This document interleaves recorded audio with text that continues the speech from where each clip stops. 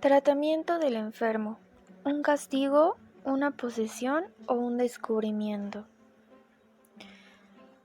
Hipótesis: entre mayor conocimiento científico a lo largo de las épocas y un mejor entendimiento de lo que es un enfermo, habrá una mayor evolución en el pensamiento. Objetivo general: mostrar que el pensamiento fue evolucionando y que gracias a ello el tratamiento de los enfermos también evolucionó, cambiando el pensamiento mágico por uno científico. Relevancia del tema: la importancia de comprender el por qué ahora tenemos este estilo de tratamiento hacia los enfermos. ¿Por qué es importante tratar de cierta forma a los pacientes y por qué se deben seguir ciertas reglas en la psicología clínica? Motivo de selección del tema: elegimos este tema porque es interesante ver cómo la locura era tomada de diferente forma a lo que es hoy. Aparte, para conocer un poco más acerca de la evolución del tratamiento y aprender un poco de las creencias que existían antes acerca de ello. Primero desglosaremos algunos términos como tratamiento psicológico, loco, locura, enfermo y enfermo mental. El tratamiento psicológico es un acompañamiento profesional para recobrar la salud emocional. Es una guía que nos enseña a manejar cualquier malestar psicológico, emocional, intelectual, físico y sexual. El paciente junto con el terapeuta visualizan alternativas para alcanzar o conseguir una meta. Se da en un ambiente de confianza y empatía donde la comunicación es la principal herramienta, en un libre espacio de prejuicios. El loco simboliza en este sentido al que desafía todas las normas del éxito y de la opinión. Es aquel aspecto de su comportamiento que escapa a las normas comunes. La locura es la privación del uso de la razón o del buen juicio. Hasta finales del siglo XIX, la locura se relacionaba con el rechazo de las normas sociales establecidas. Incluso era común que se confundieran con ciertos trastornos, tales como la epilepsia o la bipolaridad. Enfermo. Este término está definido por la OMS, Organización Mundial de la Salud, como un desvío del estado fisiológico que se puede producir en alguna o varias partes del cuerpo, generalmente por causas que se conocen, y que se manifiesta por signos específicos y síntomas y que evoluciona de una forma más o menos previsible. Es enfermo mental. Se refiere a una amplia gama de afecciones de la salud mental, es decir, trastornos que afectan el estado de ánimo, el pensamiento y el comportamiento. Son ejemplos de enfermedad mental la depresión, los trastornos de ansiedad, los trastornos de alimentación y los comportamientos adictivos. En estos dos conceptos es importante resaltar la diferencia. Mientras que enfermo se considera únicamente cuando existe un síntoma o signo físico, el enfermo mental no solo se denotará cuando esto pasa, sino que directamente se denota un afecto emocional del estado de ánimo, el pensamiento y el comportamiento. En este video se hablará acerca de la evolución del tratamiento que se les brindaba a los pacientes. Asimismo, el tema elegido nos dará una visión de cómo el loco y la locura han sido tomados de diferente forma en cada época, así como su relación con la sociedad y los tratamientos en la Edad Media, moderna y contemporánea, mencionando a los diferentes autores como Hipócrates, Platón, Fray Juan Gilabert Joffre, Luis Vives, Michel Foucault, Jean-Baptiste Poussin, Salpêtrière y Philippe Pinel. En la época de las cavernas existía este pensamiento mágico religioso. Se creía que la persona tenía un espíritu maligno dentro de él y que la persona era responsable de su padecimiento. En esta época se utilizaba una técnica para estos padecimientos. Era conocida como la trepanación, la cual era un método quirúrgico en el que parte del cráneo se retiraba para dejar una abertura a través de la que el espíritu maligno podía escapar. Tiempo después, grandes pensadores tuvieron varias teorías acerca de estos padecimientos, Un ejemplo de ello fue Hipócrates, quien veía estos padecimientos como conductas desviadas. Él propone su teoría humoral, en la cual asumía la responsabilidad de las enfermedades a los humores líquidos corporales, la sangre, la bilis negra o melancolía, la bilis amarilla o cólera y la flema. Observaba el cuerpo como un todo. Él decía que se debía mantener un perfecto equilibrio entre estos para evitar todo tipo de enfermedades, tanto de cuerpo como de espíritu. De esta forma, la aparición de enfermedades o discapacidades serían el resultado de un exceso o déficit de alguno de estos 4 líquidos o humores. Esto fue un gran avance, ya que como él hubo otros que dieron otras teorías, como Platón, que decía que los trastornos eran una mezcla de excesos sexuales y alimenticios.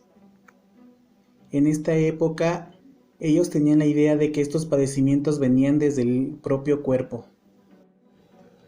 Después de abandonar este pensamiento mágico religioso y tener un nuevo pensamiento acerca de estas conductas, llegamos a la Edad Media, que también es conocida como la época del oscurantismo. Aquí tenemos una regresión al pensamiento mágico religioso, pues empiezan a dar explicaciones sobrenaturales. En esta época encontramos el control eclesiástico versus la ciencia, herejía y castigo, trabajos científicos enterrados por mucho tiempo. El absolutismo del dogma de fe recae también sobre la ciencia, la cual era toda una potencial amenaza para las verdades constituidas. Las personas que practicaban la ciencia eran considerados paganos y más aún brujos. En esta época, el enfermo vuelve a ser visto como alguien que está poseído, y también es señalado como el culpable de su posesión, pues se creía que la persona había hecho trato con el diablo y que por esta razón era poseído. Esto era visto como un castigo por parte de Dios. Se usaban los exorcismos, rezos, rocío de agua bendita, terapias drásticas y dolorosas como la flagelación, privación de alimentos y las inmersiones en agua caliente. Es así como llegamos al año 1400, donde un personaje llamado Fray Juan Gilabert Joffre, religioso de la Orden de la Merced y valenciano de nacimiento, se inclinó por los cuidados de los enfermos mentales, y fue en Valencia donde convenció a sus habitantes para que se fundase un hospital o una casa que acogiese a los locos que vagaban por las calles de la ciudad, de tal modo que no fuesen sueltos por la ciudad y no pudieran hacer daño. Así, en el año 1409 se edificó el Hospital de Inocentes de Valencia, cuya dedicación exclusiva era la atención de los enfermos locos. El nombre de Hospitales de Inocentes fue debido a la gran influencia del cristianismo, nombre con que la Iglesia designa y evoca el sacrificio de aquellos menores de edad que sufrieron la muerte por el rey Herodes. Así, en el año 1410 entró en funcionamiento el Hospital de Santa María o de Inocentes, el primer manicomio del mundo cristiano occidental, con el propósito de resolver una necesidad social. A los internos se les obligaba a trabajar en la granja, en el jardín, en la limpieza y en los servicios, si eran hombres, cosiendo, tejiendo o confeccionando vestidos si eran mujeres. Se trataba siempre de evitar la inactividad, pues según se creía, la permanente ociosidad podía perturbarlos más, fomentándoles el vicio y los malos hábitos. Si eran desobedientes o se mostraban furiosos, se les azotaba, se les colocaban grilletes, incluso de forma permanente, o se les encerraba en jaulas o gabias. Transformaciones de la locura en enfermedad. A lo largo de los siglos XVII y XVIII, lenta pero inexorablemente, se inició y desarrolló un significativo proceso de transformación que afectó al corazonismo de la concepción de la locura, cuya orientación habría de culminar en su total secularización. Se trata de un proceso complejo en el que intervienen cuando menos los siguientes elementos. En primer lugar, un marcado alejamiento de aquellas interpretaciones o argumentaciones de la locura amparadas en visiones religiosas, que la asociaban directamente con la herejía, la posesión diabólica o la iluminación divina. En segundo lugar, el inicio de una fuerte medicalización que asimilaba la locura a la enfermedad y la hermanaba frecuentemente con el crimen. Por tanto, el resultado de esta mutación de la locura en enfermedad implicó un sustancial cambio de orientación según el cual el loco dejó de ser considerado un insensato, un inocente, siendo en adelante afrontado como un sujeto cuyo comportamiento atentaba contra el buen orden social y convirtiéndose en un ser moralmente reprensible, sino directamente punible con lo religioso. Brice Vive, humanista, filósofo español de la primera mitad del siglo XVI, fue conocido por impulsar ideas y reformas en la pedagogía. Destacó por plantear un nuevo orden en la atención social hacia la ciudadanía. Fue un pensador católico. Él propuso registrar a todos los pobres que mendigaban por las calles, a los que sufrían sus necesidades en sus casas o los que vivían en hospitales. No era debido permitirle estar de ocioso a ningún pobre que estuviera capacitado para trabajar. Solo los mendigos suficientemente enfermos deberían ocuparse de trabajos más o menos livianos, según su edad y estado de salud. En cuanto a los pobres, privados de uso de razón, habían de ser tratados con consumo, cuidado y con todo respeto. Durante la Edad Moderna, la imagen de la locura está más presente en el paisaje cultural de la época. El tratamiento de las enfermedades seguía sin ser una actividad exclusiva de los médicos con titulación universitaria y de los prácticos reconocidos por las autoridades. Aparecían los sanadores o curanderos que gozaban de un gran reconocimiento social, sobre todo que fuera de las ciudades. Las escaseces de médicos y la ineficiencia de la medicina, unido a la superstición de la gente, hacía aceptar con facilidad lo supuestamente divino, diabólico y lo mágico de vida. Michel Foucault nació el 15 de octubre de 1926 en Francia. Fue un historiador, psicólogo, filósofo y teórico social. Michel Foucault fue uno de los grandes pensadores del siglo XX, cuyas ideas generaron un gran impacto y ejercieron una gran influencia en todo el ambiente cultural francés de la época. Fue reconocido mundialmente por sus ideas sobre las instituciones sociales, especialmente las prisiones, el sistema de salud y la psiquiatría, así como por sus estudios acerca de la sexualidad humana. A mediados del siglo XVII y hasta finales del siglo XVIII, la etapa clásica de la locura da inicio a la aparición del Hospital General, en el cual se instalará el Gran Encierro, que va a permitir observar mejor a los locos. La solución que proponían en esa época era que se sustituyeran las medidas de exclusión negativas por una medida de encierro. El sujeto es sostenido por el dinero de la nación a costa de su pérdida de libertad. Foucault se cuestionaba cómo se desarrollaban estas categorías y cómo nuestras ideas sobre nosotros mismos interactuaban con las ideas sobre el loco. El loco llegó a configurarse como una subcategoría del desocupado, no siendo víctimas de un problema económico, sino como una nueva moral. Esta nueva categoría de la locura se convirtió en algo vergonzoso, que debía ser ocultado. En el siglo XVII se crean grandes internados. En ellos se mezclan locos, pobres, desocupados, mozos de correccional. En contra de lo que podemos pensar, el Hospital General en París no tiene ninguna relación con lo médico. Es una instancia de orden burgués y monárquico, vinculada a la justicia.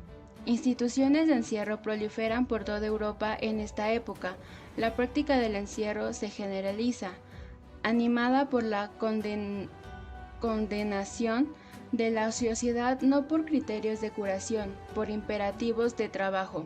Los desocupados y mendigos son también recluidos, con la novedad de que se extraerá de ellos trabajo productivo.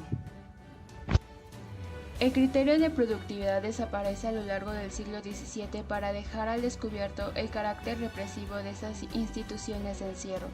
La locura Es percibida en la relación a la pobreza, a la incapacidad para trabajar, a la falta de valores éticos. La razón y la moral funcionan como criterio de exclusión y van a fundamentar la práctica de condicionamiento. El espacio del correccional agrupa a los licenciosos, blasfemos, libertinos, criminales y alienados. La locura es señalada marcada como escándalo, no como enfermedad. Se le mira como un animal de zoológico, como un objeto, algo no humano. El criterio de animalidad marca la locura en el siglo XVIII. Es el grado cero de la naturaleza humana. El loco no es un enfermo, es un animal. Por tanto, la doma y el embrutecimiento son los métodos para su dominación. Las prácticas inhumanas de los internos, latigazos, palizas, encadenamientos, maltratos de toda índole, se justificaban por esa libre animalidad de locura, donde el hombre ya no existe. En la época contemporánea hablaremos un poco del movimiento del tratamiento moral de Pinel. Pinel fue un médico francés dedicado al estudio y tratamiento de las enfermedades mentales. Pertenece al grupo de pensadores que contribuyeron la clínica médica como observación y análisis sistemático de los fenómenos perceptibles de la enfermedad. El 25 de agosto de 1793 fue nombrado médico del manicomio de Bicêtre. Ahí fue donde prestó gran atención a las prácticas de Jean Poussin, que propugnaba el tratamiento moral de los locos, recurriendo con fines terapéuticos a la parte de su razón que no estuviese perturbada. Poussin era una persona creativa y benévola para con los enfermos, de voluntad enérgica y un excelente observador, características todas que concurrían con Pinel. Cuando llevaba poco tiempo en Bicêtre, decidió reformar la manera de tratar a los internos, ya que estos no estaban en buenas condiciones, pidiendo autorización para suprimir el uso de las cadenas. Los celadores se mostraron resistentes y la autorización no le fue concedida. En 1793 se le nombró médico jefe del Hospital de Salpêtrière. Este era un recinto hospitalario para el internamiento de pobres y vagabundos. En Salpêtrière fue donde aplicó las mismas reformas que en Bicêtre. Cuando llegó, solicitó que su compañero Poussin, en un pasado en Bicêtre, lo siguiera allí para luego dedicarse a trabajar en la mejora de la organización del hospital. En 1798 escribió una Nosographie philosophique, que fue la clasificación de las enfermedades mentales, llamada por ese entonces Besanías. Pinel estableció con ella los fundamentos del diagnóstico psiquiátrico moderno, al vincular el método analítico con la tradición hipocrática. Esta basada sobre los principios clasificatorios de las ciencias naturales y la impronta conceptual de Luc y Codillac, y de ella sacaron provecho muchas generaciones posteriores de psiquiatras o alienistas. Pinel redactó en 1801 su clasificación. En la melancolía se encontraban las personas simples, con delirio parcial, de mano con la depresión. En la manía se encontraban las personas con delirios generados con agitación. En el mutismo, las personas que no hablan y la tendencia a quitarse la vida. Y en la demencia se encontraban las personas con pérdida de las funciones mentales. Pinel consideraba a las enfermedades mentales como un desarreglo de las facultades cerebrales, causado por cierto número de causas. la causa física, que venía directamente cerebral o simpática, causada por la herencia, o causas morales, a las que se les atribuye más de la mitad de los casos, que se pueden separar en pasiones intensas y fuertemente contrariadas o prolongadas, y en exceso de todo tipo. Pinel suprimió las sangrías y los tratamientos inútiles que en un pasado practicaban y que no servían más que para debilitar a los enfermos. Pinel pensaba que se podía curar a los locos con palabras de estímulo y que, en el caso de los delirantes, podía atenuarse la opresión de la idea dominante mediante un razonamiento hábil, para lo que la figura del médico ocupaba un lugar crucial. Más tarde, Jean-Dominique Esquirol, que fue alumno suyo, sucedió a Pinel al frente de la Salpêtrière en 1820. Pinel murió en París el 25 de octubre de 1826. En conclusión, la locura y el loco siempre han sido algo desconocido a través de la historia, pues aunque hubo evolución en estos aspectos, también ha habido una involución donde el pensamiento mágico sigue estando presente. También cabe mencionar que si bien existe una evolución, no ha sido de forma lineal, sino que puede haber un retroceso, como pasó en la Edad Moderna con el gran encierro de Foucault. Conforme a lo mencionado, podemos concluir en que es cierto que en nuestra sociedad aún existe un pensamiento mágico. Sin embargo, dentro de la psicología se puede observar un avance notable en el tratamiento al enfermo, gracias a la evolución del pensamiento y la influencia científica, puesto que gracias a ello actualmente existen reglas en cuanto al trato terapeuta-paciente. Es ahí donde se puede afirmar nuestra hipótesis inicial. En el siguiente dibujo podemos ver las 3 épocas de las que se ha hablado en este video.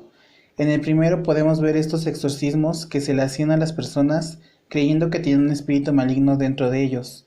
En el segundo dibujo hicimos estos sujetos sin cara, ya que todos los enfermos estaban en un lugar en donde eran revueltos con ladrones, prostitutas, etc. En este dibujo las personas están sin rostro, ya que simboliza que todas las personas en este lugar eran vistos y tratados de la misma manera, a pesar de tener situaciones diferentes. En el último dibujo vemos cómo lo que antes eran calabozos ahora eran lugares con camillas, con iluminación, y además se le daba buen trato a estos enfermos. Ahora eran tratados de manera respetuosa y se les daba cuidados para darles esa tranquilidad que necesitaban, buscando así que los tratamientos de ahora en adelante fueran de este tipo. También veremos una imagen y una pintura.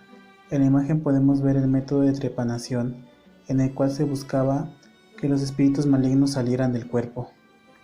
Algo similar pasaba en la pintura, la extracción de la piedra de la locura de Bosco, pues la tradición popular asociaba la locura a una piedra alojada en el cerebro. En la imagen podemos ver a un cirujano que hace la operación.